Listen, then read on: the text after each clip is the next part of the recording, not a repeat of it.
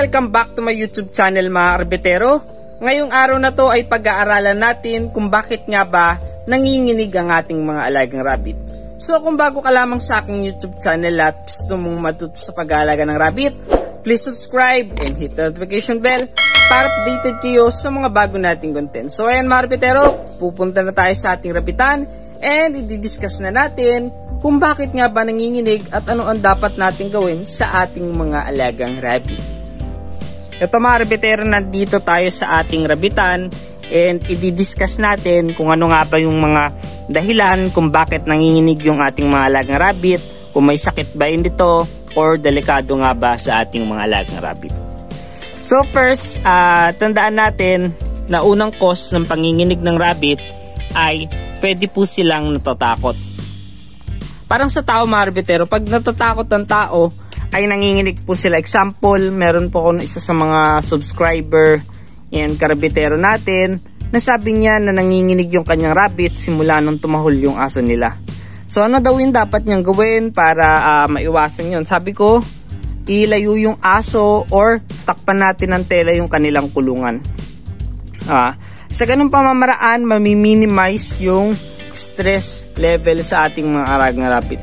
Kasi pag na-stress yung rabbit natin, ayan, katulad yan, medyo alert sila dahil sa naririnig, dahil hindi sila sanay na may dito nagbablog ako sa part na to, ay nanginginig po yung ating mga alaga rabbit. So, hindi naman siya life-threatening kung ganun yung dahilan. Basta wag lang po sila magulat kasi pwede po silang magkaroon ng heart attack. Parang sa tao rin, pag nagulat yung rabbit natin, pwede po silang biglaang mamatay at mangisay. So, ayun yung number 1 na cause po ng panginginig po ng ating mga alagang rabbit. Pangalawa, pwede po itong neurological. Ano nga ba ibig sabihin ng neurological? Meron po silang problema sa utak. Katulad sa tao, meron rin po pwedeng mangyaring epileptic shock or yung biglang manginginig magkakaroon ng epilepsy. Pwede po mangyari sa ating rabbit yon at sa totoo lang, hindi pa ako naka-encounter ng ganun na case na nagkaroon ng epileptic shock yung rabbit, pero possible po mangyari yun. Siyempre, nagkakaroon sila ng uncontrollable motion ng kanilang muscle dahil sa brain, dahil nagkakaroon sila ng brain problem. Doon wala tayong masyadong magagawa dahil since ang medication ng rabbit ay hindi po ganun ka broad, and since ang rabbit ay dito sa Pilipinas ay hindi pa masyadong kilala, wala pa po akong alam na masyadong medicine tungkol po sa ganyang mga sitwasyon. So hindi ko rin po alam ang gagawin kapag nangisay po yung rabbit pag nagkaroon ng epileptic shock. So ako pinababayaan mo na lang kasi pag yung rabbit ay inano nyo, pinilit pa na hindi pagalawin, mas lalo pong masasaktan po yung ating mga alaga rabbit and pwede pa po magkaroon ng injury. So pangatlo, ito yung pinaka-ayoko kasi yung pangatlo, pwede ito na yung cause ng kamatayan ng rabbit natin. Kasi based on my experience, yung mga nangihinang rabbit, pag mamamatay na po sila, bigla silang mangingisay, yung parang tatakbo sila na nakahiga and after few seconds mamamatay na. So ito ayoko mangyari rin sa inyo, pero na-experience ko na po yan mga rabbitero. Comment nyo na sa baba kung na-experience nyo rin ako mamamatay na yung namatayin ko na rabbit ay parang tatakbo siya na nakadapa. So kung nakaganyan siya, nakaganyan na sila. And tapos biglang mangingisay and mamamatay. Siguro dahil yung sa brain activity nila is pahinto na, kaya nangyari yon. So yun mga rabbitero, pwedeng cause na yun ng kamatayan na ating rabbit. Yung pang-apat, ito dapat talaga alam nyo kung ito talaga yun, kasi mayroong kasabay yun na nangyayari.